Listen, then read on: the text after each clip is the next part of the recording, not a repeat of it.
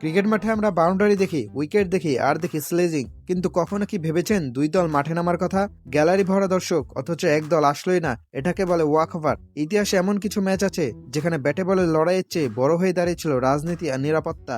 আজ আমরা শুনবো সেই সব অদ্ভুত বয়কটের গল্প, যেখানে খেলার আগেই খেলা শেষ হয়ে গিয়েছিল। ফিরে যায় 1996 সালে। শ্রীলঙ্কা তখন little master Aravind D silver দাপটে কাঁপছে, কিন্তু কলম্বোর সেন্ট্রাল ব্যাংকে বোমা হামলার পর অস্ট্রেলিয়া আর ওয়েস্ট ইন্ডিজ বেঁকে বসলো। তারা সাফ জানিয়ে দিল, ভাই জান থাকলে তো ক্রিকেট খেলবো, আমরা শ্রীলঙ্কায় যাচ্ছি না। আইসিসি অনেক বোঝালো, কিন্তু অজিরা আর ক্যারিবিয়ানরা নাছরবান্দা। ফলাফল, শ্রীলঙ্কা বিনা ম্যাচ খেলে 2-2 মোট 4 পয়েন্ট পেয়ে গেল। মজার ব্যাপার হলো, সেই বিশ্বকাপ শ্রীলঙ্কায় জিতেছিল।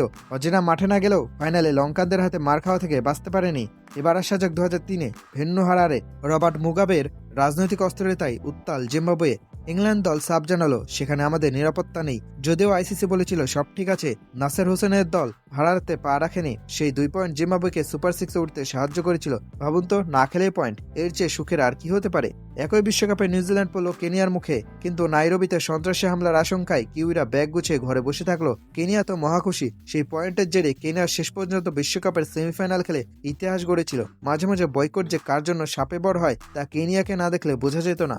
এবার আসি আজকের হট টপিকে। 2026 টি-20 বিশ্বকাপ, ভারত আর পাকিস্তান যাদের লড়াই দেখার জন্য পৃথিবী থমকে দাঁড়ায়, কিন্তু ভারত পাকিস্তানে না যাওয়া আর পাকিস্তানের পাল্টা বয়কটের হুমকি এখন টক অফ দ্য টাউন। ভূ রাজনীতির প্যাচে পড়ে যদি এই হাই ভোল্টেজ ম্যাচটা না হয়, তবে সেটা হবে ক্রিকেট বিশ্বের সবচেয়ে বড় ট্র্যাজেডি। যদিও দর্শক হিসেবে আমরা চাই লড়াইটা হোক মাঠে, কোনো সরকারি ফাইলে নয়। ইতিহাস আমাদের শিখিয়েছে, মাঠের বাইরের বাস্তবতা কখনো কখনো ম্যাচের চেয়েও বড় হয়ে ওঠে।